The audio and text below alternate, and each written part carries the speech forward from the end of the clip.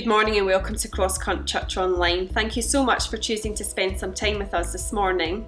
Let's get comfortable and check out the announcements for this upcoming week. I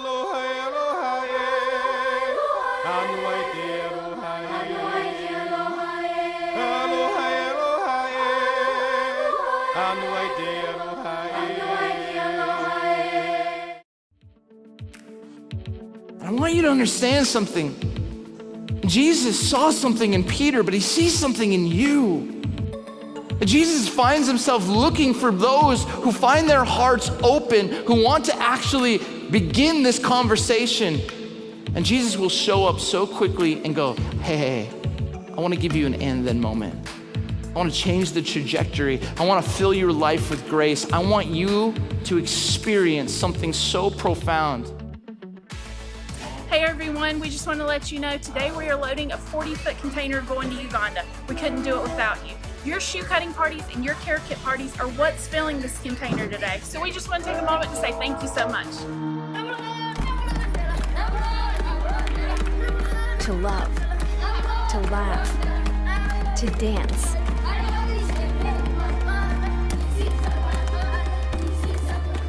To hope, to dream. To give.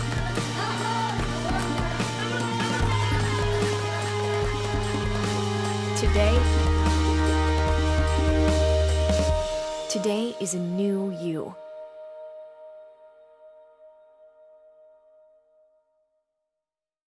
We'd encourage you to check out our Facebook page for any announcements or upcoming events. You can also follow us on Instagram. We are live streaming the message each week, which is uploaded to YouTube that you can share with your friends and watch from anywhere at any time. You can give of your tithes and offerings at crosscurrent.org. If you click on the More tab, there you will see the giving option. You can also text an amount to 703 972 1748.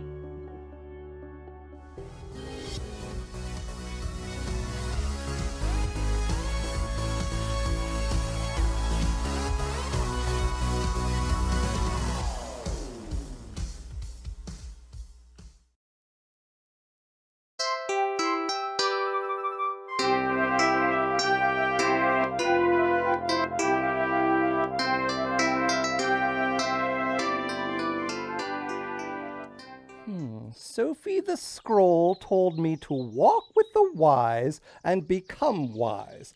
Who? Sophie! I wasn't talking to you, Sophie. And Flabbergast led me to believe, who? Flabbergast!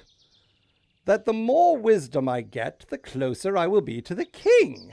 Who? The king! Then finally, I can ask him to make me a knight in training. Who? Me! Who's there and why do you keep asking me who? Who? Oh, it's you. Hello, Mr. Owl. Who? Why, you, of course. To whom else would I be talking? Who? Exactly. Say, owls are supposed to be wise. May I walk with you a while, Mr. Owl? Who? With you, you silly bird! Why do people say owls are wise when all they do is ask who? Who? You're the only one around here. Who? Oh, you're not even listening to a word I'm saying. Who? Me! I mean you! Oh, this is a waste of time. Be off, you tiresome character!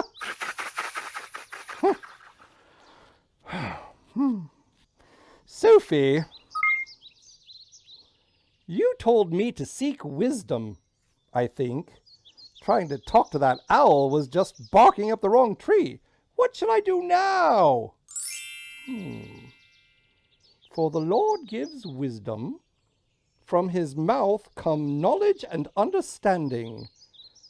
So the wisdom and the armor I need to be a knight will come from the king. But I still don't know how to find him. Sophie, will I ever see the king? Blessed are the pure in heart, for they shall see God.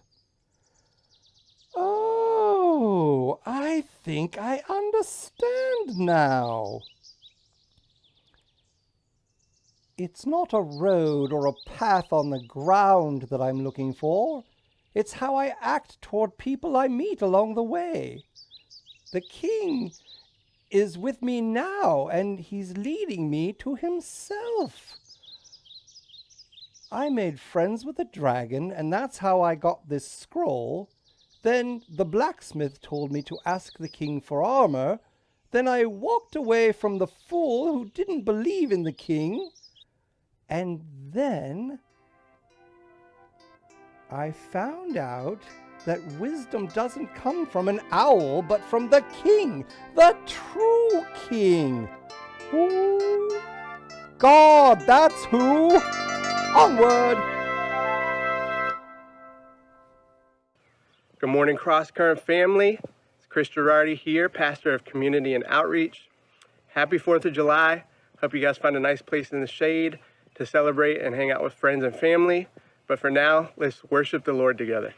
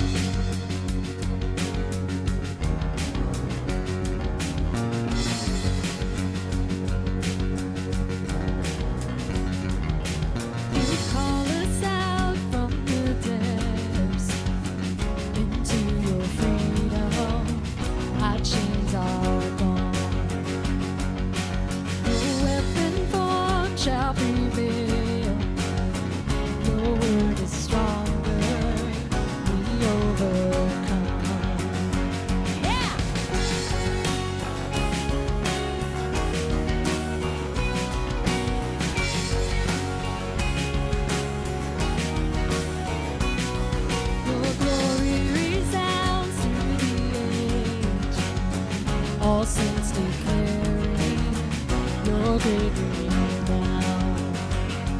Your kingdom forever stands. We won't be shaken. We will not fear. I got a mighty warrior. You're a consuming fire. In victory you reign. We triumph in your name. Jesus, the great commander, you conquered death.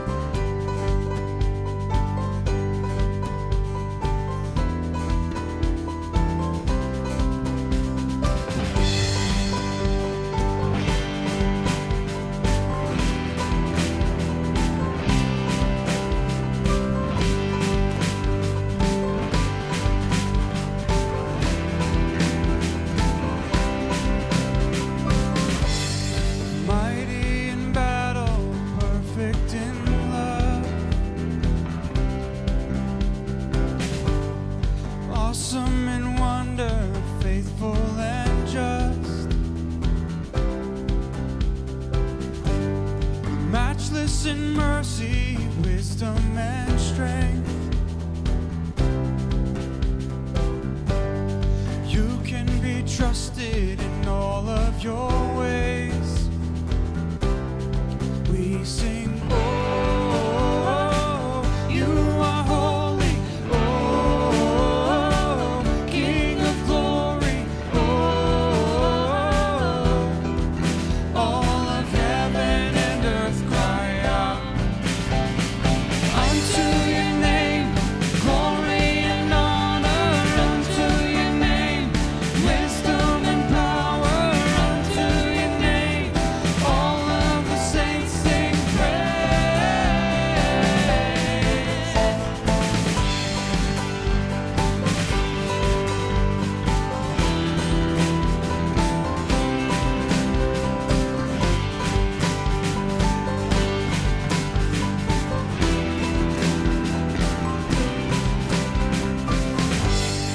mighty in battle, perfect in love,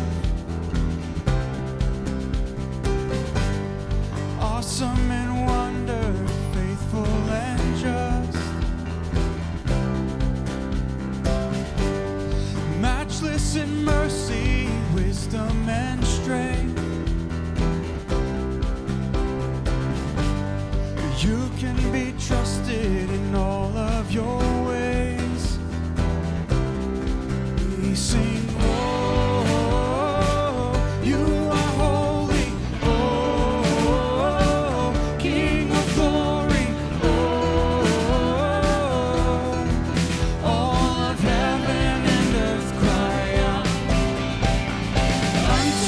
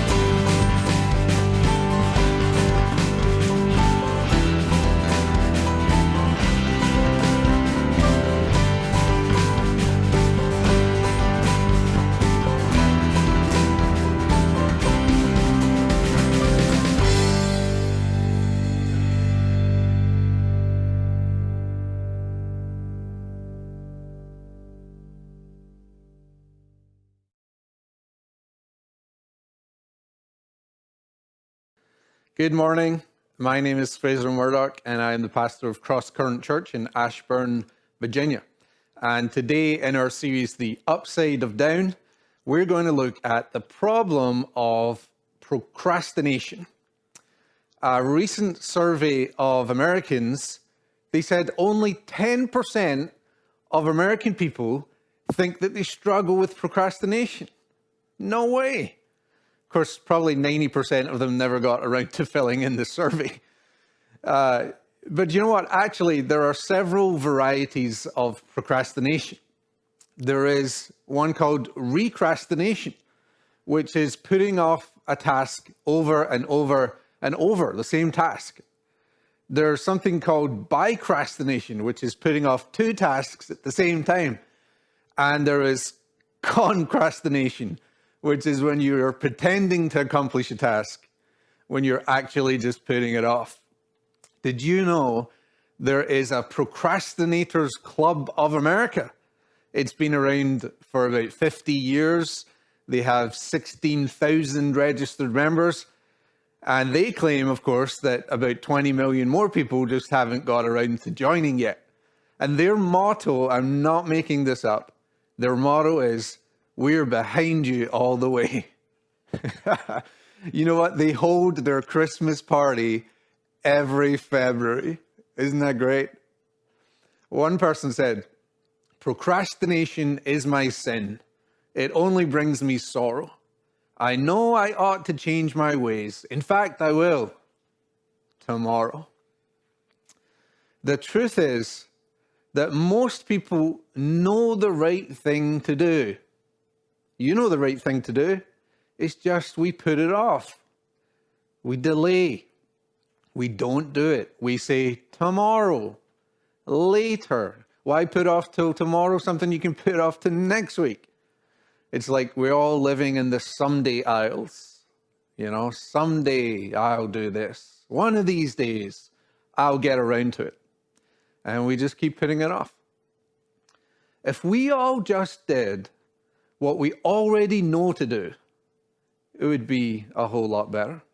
For those of you who are familiar with church, you've probably heard enough sermons already in your life that you could spend the rest of your life just trying to apply what you've already heard. We don't need to know any more stuff. You know the right things to do in life, but you just don't do them.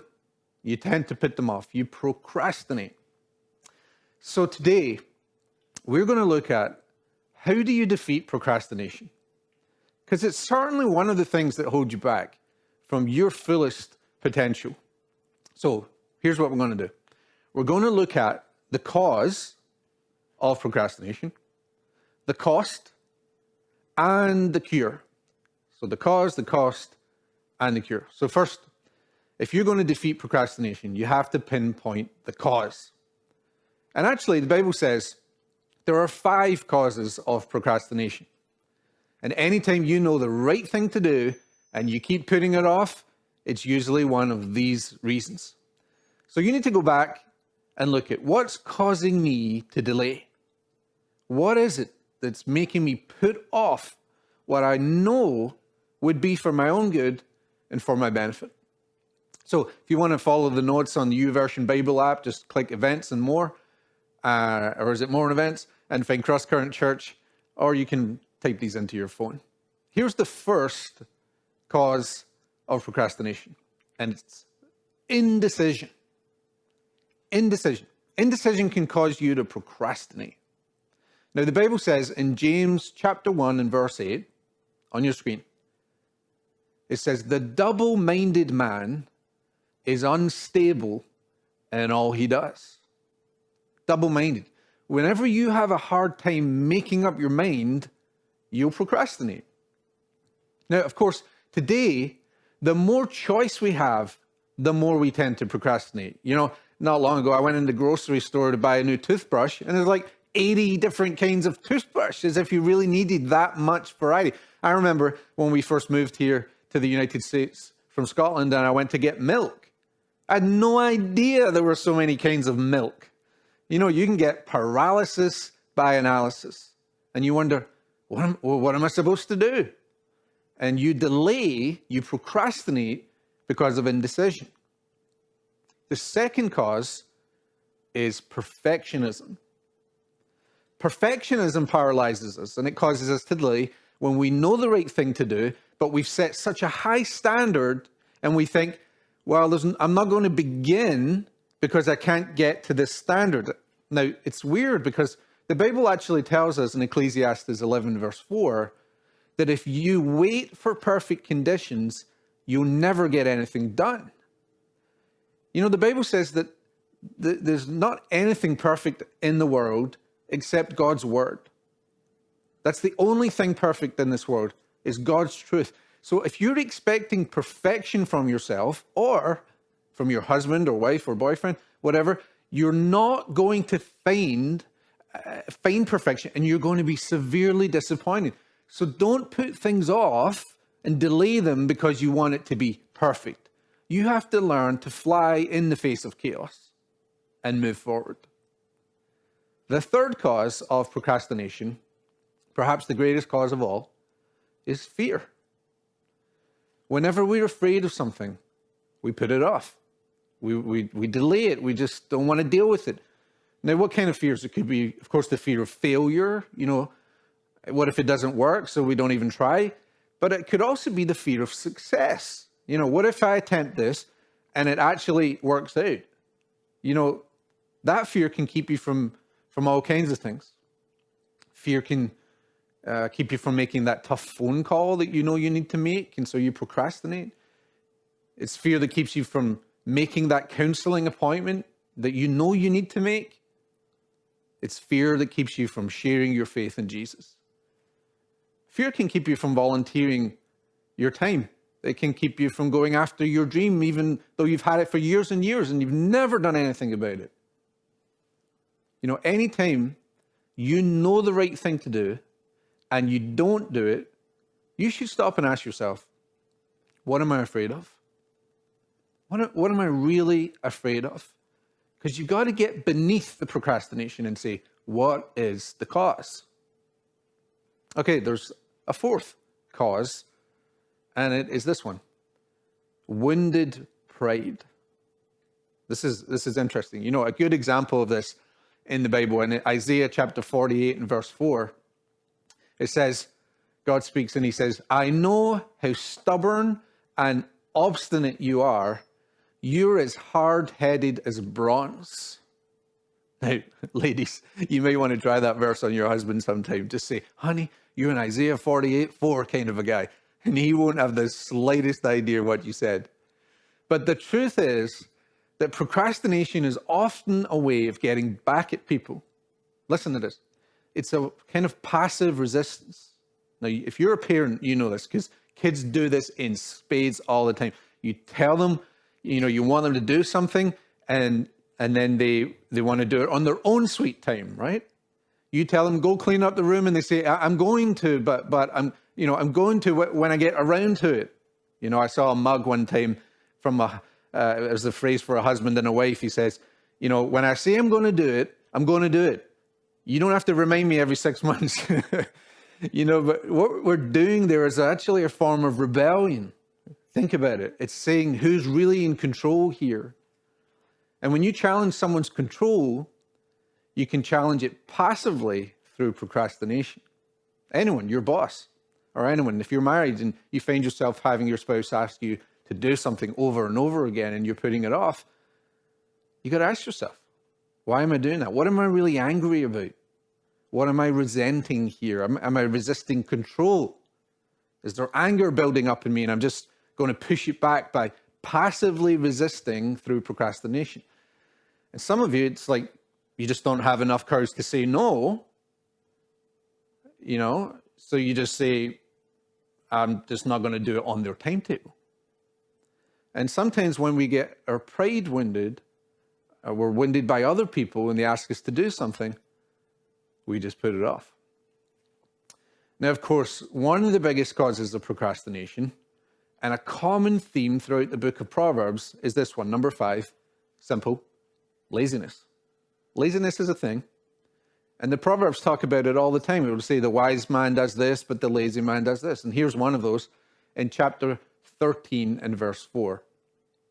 It says, lazy people want much, but get little. Interesting, right?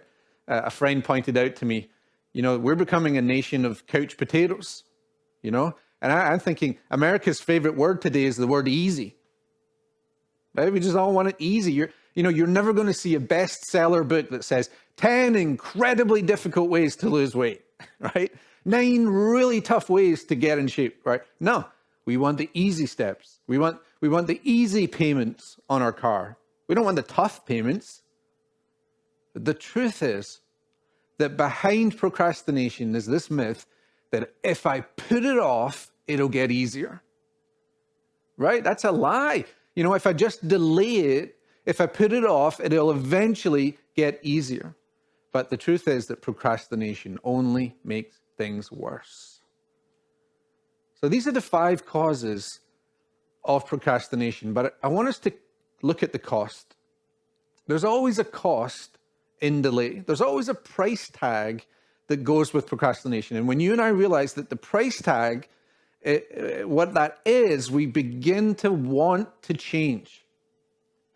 And the Bible is very clear about the destructive consequences of procrastination. And so I want to give you 3 of those, and I'd love you to take notes. Here's the first cost. Number 1, it wastes opportunities. It wastes some of the greatest opportunities in life. In the book of Ephesians chapter 5 and verse 16, it tells us to make the most of every opportunity for doing good. And I would circle that word every. Make the most of every opportunity, not just most opportunities. But the way to live a joy-filled, fulfilled life is to take every opportunity that God sends our way and make the most of it. When opportunity knocks, you open the door. And I wonder how many opportunities I've lost and you've lost because we procrastinated. How many wonderful opportunities to make a difference in relationships, to make a difference with my life, or see something incredible happen through my life because I hesitated. And while we procrastinate, life speeds on by and we miss many, many wonderful opportunities in life. One person said, when I got older, the biggest regrets that I had in life were not the things that I did, but the things that I didn't do. Here's the second cost, and it is that it causes problems. Procrastination inevitably causes problems in life. Proverbs 15, verse 19 says that a lazy person has trouble all through life. Do you ever procrastinate? Things like you hesitate in getting gas tank, filled up. And then, of course, the next day you run out of gas, or even worse, your wife runs out of gas in your car, right? There's all kinds of problems, but there's more problems that come when you procrastinate. It makes life harder. In fact, even more tragic, of course, we've probably all known someone who procrastinated going to see the doctor, And when they finally went, they found out that the cancer had spread, maybe beyond control. See, procrastination causes trouble and problems in our lives. And the fact is that delaying never solves anything. It only makes things worse. And so the fact is, the longer you wait, the harder it gets. Do it now. Don't procrastinate. The truth is, there's a great danger that can come. And one of those dangers is that it becomes a habitual lifestyle. That all of a sudden you find yourself becoming the kind of person who always waits to the very end of everything. And that will cause you trouble. And the third cost, very importantly, is that it hurts others. Now, I know that procrastination hurts you, but most of us need to realize it hurts others too. Many of us have never realized, but our procrastination at its core is actually unloving. Showing real love to people, that takes commitment. It takes energy. It takes time. It takes work. And when I procrastinate doing what, that I am deciding in that moment then not to love that other person. You follow that? That's the destructive power of procrastination. Look, the reason why a lot of marriages fail is procrastination. Because both people are not willing to make the effort to make it work. Look, a lot of divorces happen when both people know what needed to be done, but they just delayed. You know, they didn't have the conversation that needed to have. They didn't talk about the tough thing that needed to be talked about. They didn't take the time to be together when they knew they needed to be together. And so eventually they grew so far apart, it just seemed easier to get a divorce. Don't procrastinate on a relationship. Now, I know that this is painful. It's painful for me to think about opportunities that I've lost because I delayed, because it's true. It's painful for me to think about the trouble that I've caused myself by not asking for help sooner. The hurt that's come upon other people in my life because of my inability to do what I needed to do. Look, until I'm honest about the pain and the cost, I'm not ready to change. And so it's being honest about the pain and realizing that there's a different life out there, and we can begin to look towards the cure of procrastination. So we've talked about the causes, the 5 causes. We've talked about the 3 costs. Well, let's talk about the cure. The price tag is enormous. So how do I get over procrastination? And the Bible says you do 5 things. Now, before I give you these 5 things, it would be helpful for you to stop. Just think a minute of an area that you've been procrastinating in. Because this message will really mean nothing to you. It won't really help you if you don't pinpoint a specific area. These 5 steps will take you through how to deal with something that you're having a hard time getting started on. So go ahead, think of one thing that you've been putting off. Now, let's be clear. I'm not talking about cleaning out the garage or answering all your email. No. Think about what it is that you know God wants you to do that you've been putting off. And look, if you can't think of something and you're in denial, just ask your spouse or someone close. They'll be glad to tell you. Maybe a little too glad. If you're not married or have a spouse, let me give you some suggestions, perhaps. Do you need to commit your life to Jesus Christ? Do you need to be baptized in water? Do you need to get connected with the church family? Do you need to join a small group? Do you need to invite a friend? Do you need to volunteer somewhere? Look, and if you're already doing all those things, then you have my permission to write something else down. But write down something that you know that God wants you to do and you're not doing it. Write down something specific. And then we're going to try and help you through these 5 steps. What have I been putting off? You know, it's the right thing to do. You know it, but you haven't done it. So let's begin. 5 steps to overcoming procrastination.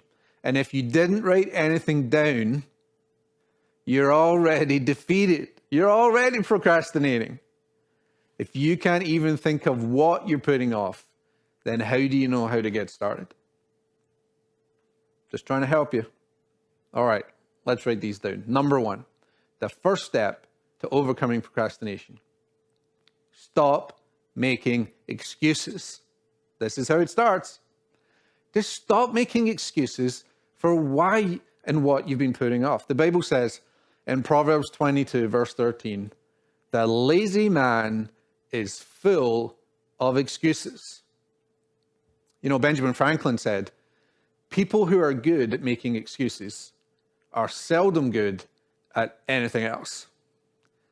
You know, actually in life, I find there are 3 kinds of people, and every one of us are, you know, one of these 3 kinds. You're either an accuser, an excuser, or a chooser.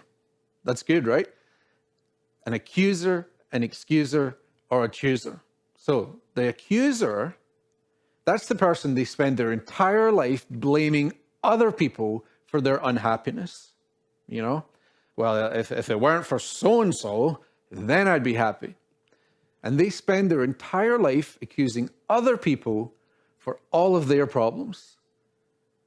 They're playing the blame game.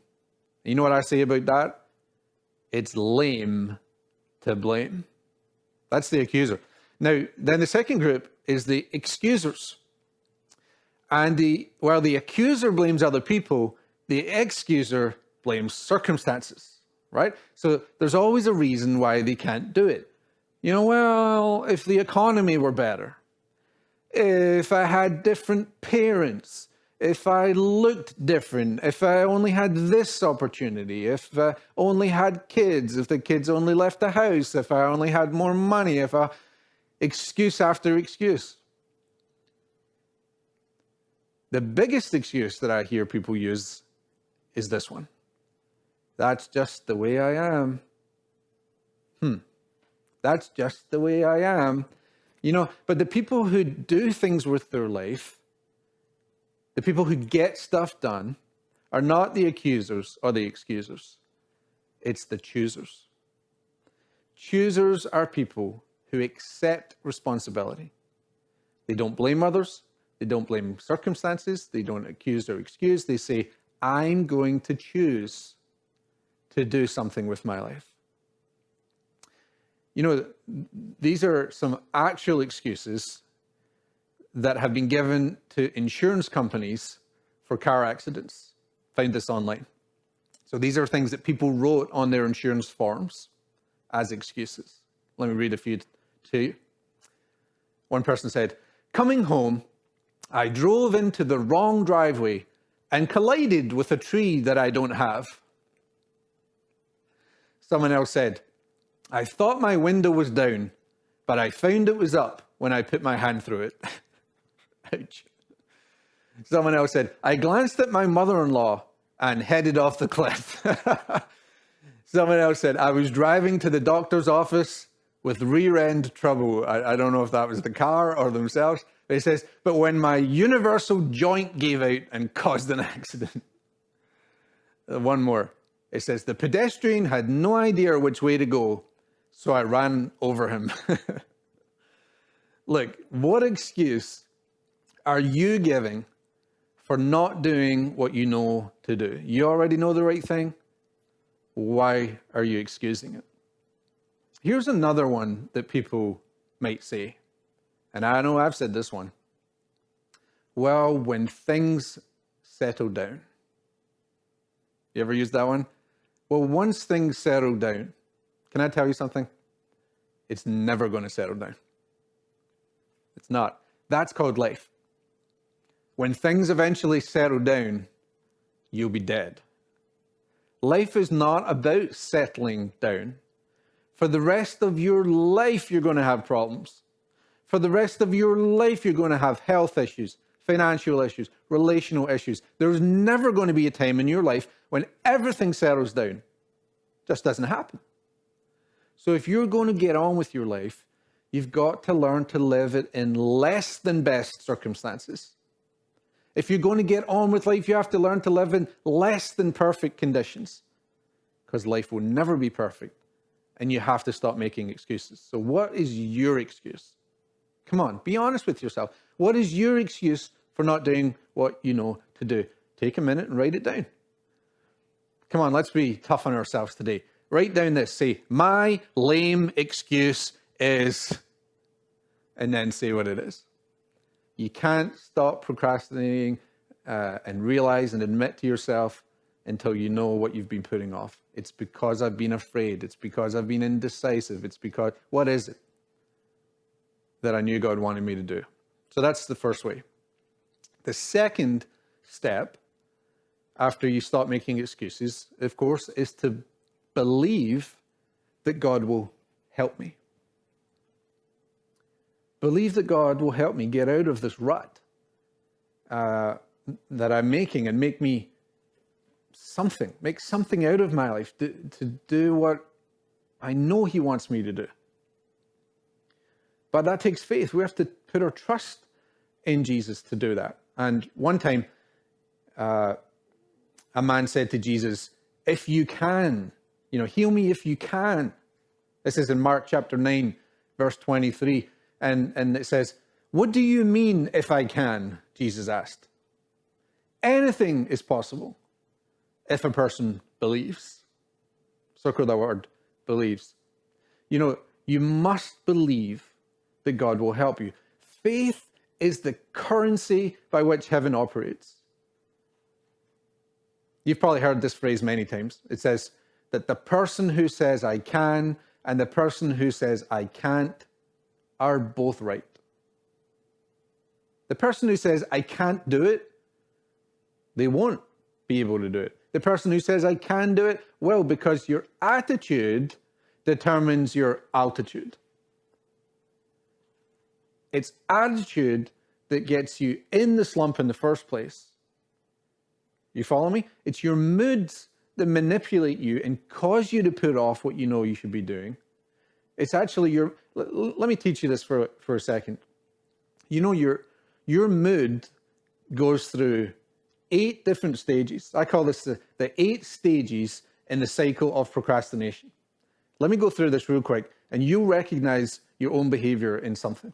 So here's how it goes. Number 1 is, I'll start early this time. So that's the first step. I'm going to start early this time. That's the hopefulness stage.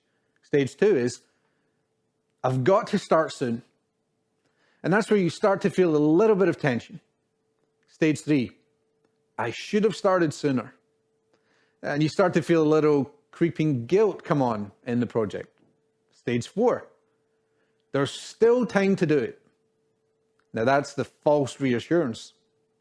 Number 5, what's wrong with me? Now you're starting to get a little desperate because you still haven't done it and a few weeks have gone by. Number 6, I can't wait any longer. And now you're getting to that stage of pain, right? Have any of you ever been in this stage in a project, where the pain kicks in of like, oh boy, I really got to do, the rest of you are liars. Number 7, just get it done.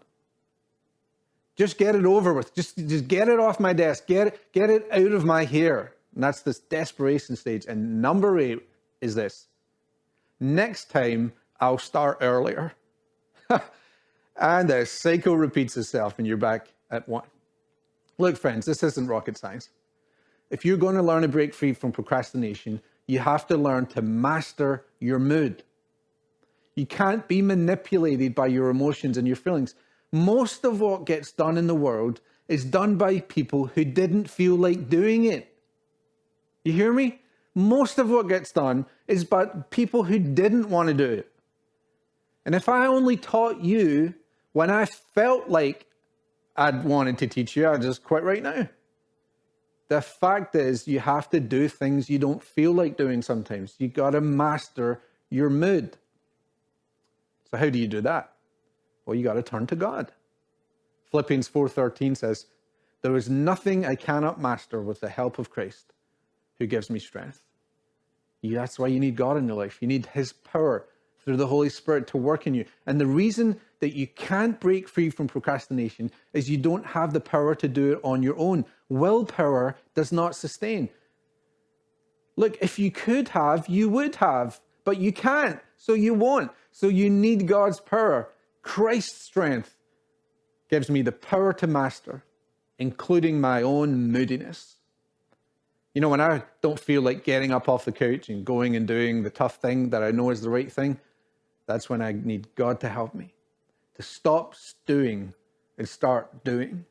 Focus on the gain and not the pain. Say, God, I'm just going to come to you and believe that you will give me the feelings. It's one of God's great miracles is that when I act rightly, even if I don't feel it, that God brings my feelings into line with my actions. So the wrong question to ask in life is, what do I feel like doing? That's the wrong question. The right question to ask in life is, how will I feel after I do the right thing? Isn't that really an interesting way of looking at it? You ought to focus on not how you feel in the moment, but how you will feel when you do the right thing. These are the kind of stories that start happening when you stop procrastinating. But if you and I are going to do that, these are the practical steps. So let me move to number 3. You know, I just love to be practical. You know, what good is information if it doesn't lead to transformation? So here's some practical things you need to do. Remember I said, stop making excuses, turn to God. But then look at this, number 3. Set a deadline and schedule it. We're talking about procrastination. So set a deadline for what you need to do. Stop putting it off and schedule it and deadline it so you can begin to do that. Because the best intentions are not good enough. The idea that I'll do it when I have time for it. Well, you never have time for it. You have to make time for it. If you just think, I'm going to do it someday, then those days turns into weeks. Set a deadline. Do something courageous and write it into your schedule, type it into your calendar, and you say, this is what I'm going to do, and this is when I'm going to do it. If you don't schedule it, you'll never do it. Maybe what you thought of earlier, that thing that you need to start doing, you know, maybe you said, I want to get to know God better. Maybe some of you wrote down, I want to start reading my Bible. Okay. When? When are you going to do it? Someday? Come on, write it down. Here's when I'm going to get started. Or maybe you thought, I've got a relationship that's been going bad. I need it to be better. We need to have a tough talk. Okay. When? When are you going to do it? Don't write down 2025. Make it soon.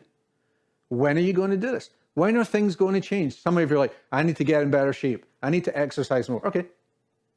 When? When you write it down, you've changed it from a wish to a decision. And I encourage you to start with one thing. Remember, I talked about perfectionism. Those of you who are perfectionists, you want to change your whole life today perfectly.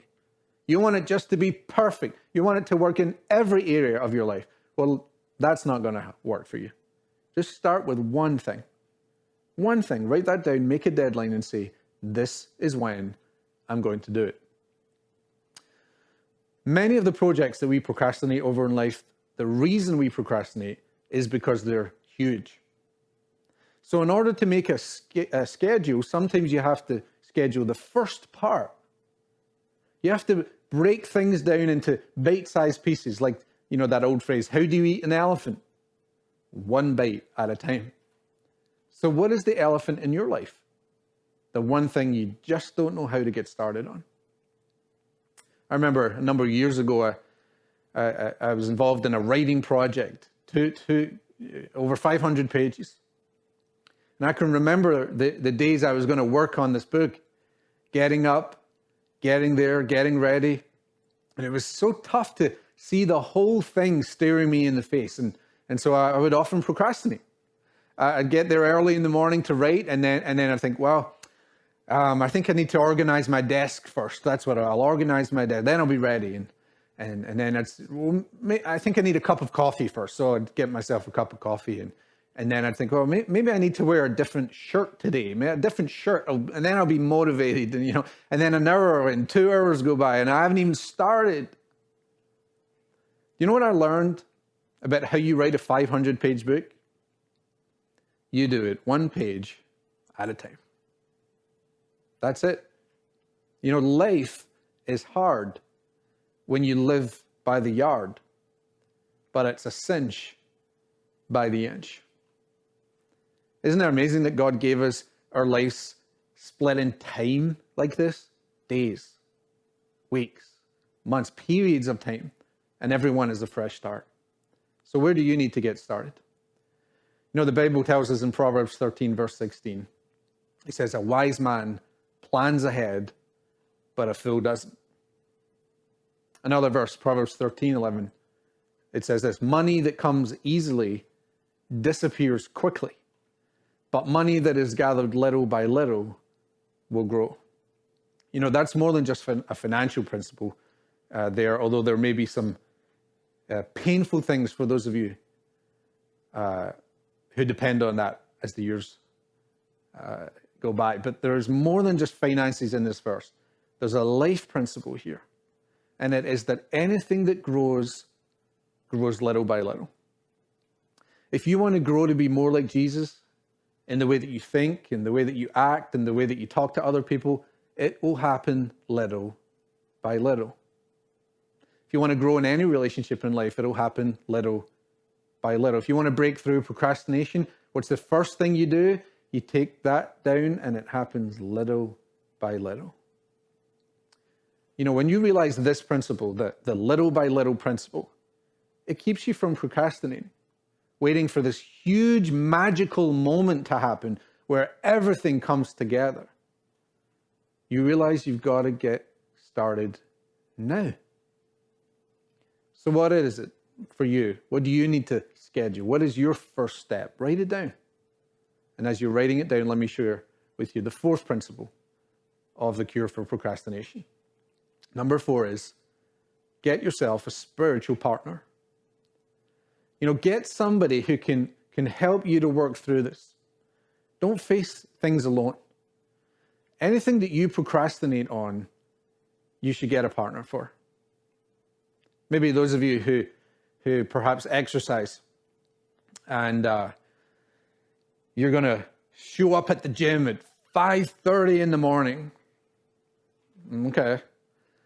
Well, you know how helpful it is if you have somebody else who you know is going to meet you there at that time. See, that accountability. All of a sudden, you're not in it alone. And knowing that someone else is doing it and doing it with you and that you're beholden to them helps you keep through. Maybe you want to read a new Christian book or read a book of the Bible. Do it with a spiritual partner. Hold each other accountable. Meet every week and discuss the chapter that you've read. The book of Romans, chapter 1, verse 12 says, I want us to help each other with the faith that we have. Your faith will help me, and my faith will help you. That's the principle of a spiritual partner. You need someone who will help you and encourage you in your spiritual growth. And I know that may be a new phrase for some of you, spiritual partner. But it's somebody who stands, who's not, what's the phrase, standing above you in judgment. It's not someone who points at you when you do wrong. It's someone who's in it with you. My faith helps you and your faith helps me. Do you have someone like that? And who can help you break this procrastination? Okay, the last step, number 5. The 5th step to defeating procrastination is really simple. Start now. Start now. Not next month, not next week, not even tomorrow. Start now. You say, I'll do it someday. Okay, someday is today. Well, when things settle down, they're not going to settle down. Well, when I get around to it, you're not going to get around to it. You've got to do it now. Well, I'm aiming to do it. Stop aiming and pull the trigger. You can aim the rest of your life, but you have to pull the trigger. One of these days, listen to this. One of these days is really none of these days. I'm going to say it again. One of these days is really none of these days. You're kidding yourself. One of these days will be none of these days. There are 3 words that will change your life. Do it now. Now, the Bible says this. Never boast about tomorrow, because you don't know what will happen between now and then. Look, can I just be honest for a second? None of us are guaranteed a tomorrow. You don't know when your ticket's going to be pulled. You don't know when your time is up. You're not guaranteed the next 30 minutes, much less the next week, the month, year, or years. And it's really quite arrogant to presume upon the future and think, you know, I'll do that at this time, you know. and we're going to do this, and and I have a 5-year plan and a 10-year plan, and I'm going to retire to this, and I'm going to plan that, and once the kids are, I'm going to live forever. No, you're not. None of us are guaranteed tomorrow. And by the way, none of your loved ones are guaranteed tomorrow. If you're going to express love to them, do it now. You know, all the flowers in the world at the funeral won't matter. Tell them you love them today. What dream are you waiting to get started on? Do it now. Because you're not guaranteed tomorrow, and you might regret it. James 4, verse 17 from the Message paraphrase says, if you know the right thing to do and don't do it, that for you is evil. Those are strong words. It's saying procrastination is not just some little thing. It's not an innocent fault or foible. The Bible says it's actually evil. When you know to do the right thing and you intentionally don't do it, God calls that evil. And that's why procrastination is so serious. It's keeping you from becoming what God intends you to be. Limits your potential, wipes out your opportunities, all the things that I talked about. And most of all, it presumes upon the future that none of us are guaranteed. So, you got something to think about? You got something to work on? You got something to talk to your loved ones about? Because as I said earlier, whatever you're going to do with your life, you got to start doing it now. Now, one of those things for many of you is you have to get your life right with God. Get your life right with God before you face Him. If you need to get your life right with somebody else, do that too. If you need to get started, you need to be baptized, you need to join the local church, you need to get out of debt, whatever it is, start it today, because none of us is guaranteed tomorrow. And I think the biggest mistake that you could ever possibly make would be to delay giving your life to Jesus Christ. You know, I've talked probably to thousands of people, and I don't believe I've ever met anybody who's intentionally decided to face God unprepared. Everybody eventually intends to get their life right with God. They just keep putting it off and putting it off and putting it off until finally it's too late. Yet the Bible says that today is the day of salvation, and now is the accepted time. And you know, God has an invitation for you. It's an invitation with 3 parts. He says, firstly, I want to forgive you of everything you've ever done wrong in the past. Number 2, I want to give you a life of meaning and purpose right now. And number 3, I want to secure your future in heaven for eternity. And to listen to that invitation and say, I'll think about it. I'm like, what are you thinking? Like, what do you have to think about? To walk out the door and say, I'll delay, I'll put it off, for what? Give me one legitimate, logical, sane reason for doing that. You know, I'll think about it. I'm delaying it. Maybe at some point I'm going to get right with God. There is no good reason. Do it now.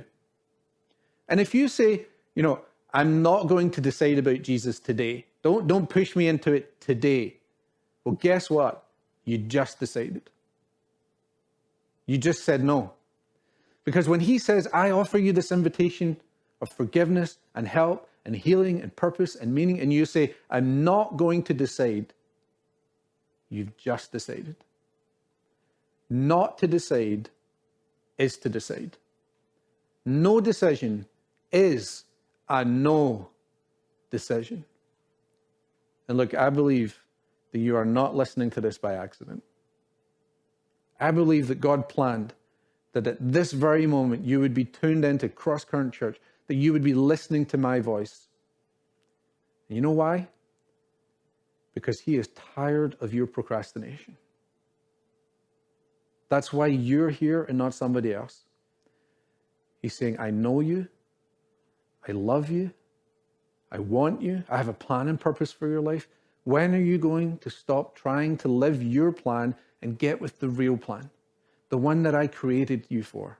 The one you were meant to live all along. I want you to know me and to love me just as much as I know and love you. I know everything about you and I still love you.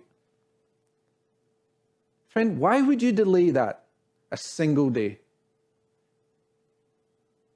So if you've never opened your life to Jesus Christ, that's why you're here right now. And this is your moment. And I want us to pray together. So would you close your eyes for a second and let me lead you in a prayer. And if you're ready to get with the real life, I invite you to follow me in this prayer. In your heart, you can say, or if you're watching on your own, you can just say this out loud. Say, "Dear God, I want to stop procrastinating. I want the life that you made me to live. So starting today, not tomorrow, I want to do what you want me to do. Help me to stop making excuses and start believing that you'll help me. Help me to put it in my schedule. Help me to take the first step today. Help me to get a spiritual partner, a support group, whatever it is, to help me to break out of this rut. And I'm not going to wait another day. And so what I know that you want me to do, I'm doing it. I'm going to commit to do it today." Look, if you've never opened your life to Jesus Christ, just say this: "Jesus Christ, I don't understand it all. I even have some doubts. But as much as I know how, I want to open my life to you. I want to get to know you, to know your plan and purpose for my life, and to know why I was created. So I say yes to you, Jesus Christ. And I pray this in your name. Amen."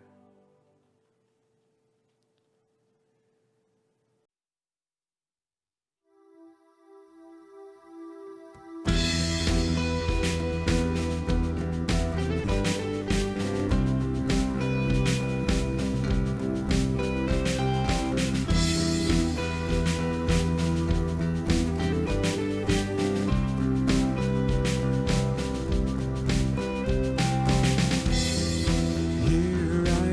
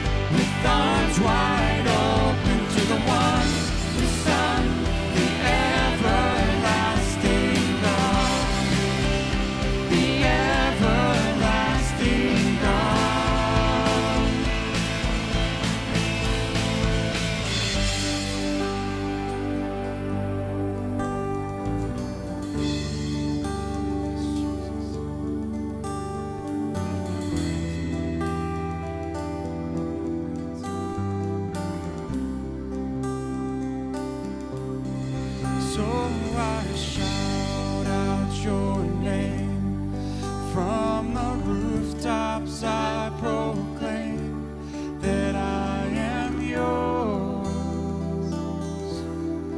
I am yours. All that I am, I place into your loving hands, and I am yours. I am yours. Here I am, I stand with arms wide open to the one, the Son, the everlasting God. The everlasting God. Here I am, I stand with arms wide open to the one, the Son, the everlasting God. The everlasting God.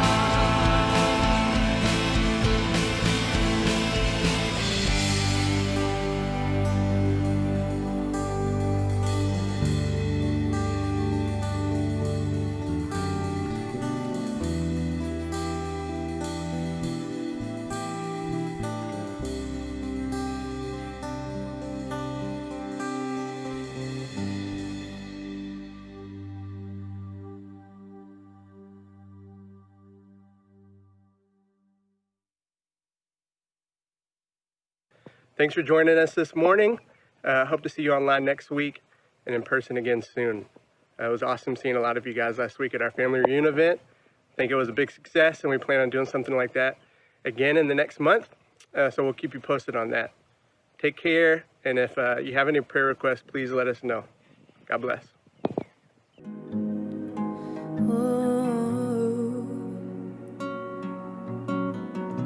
The Lord bless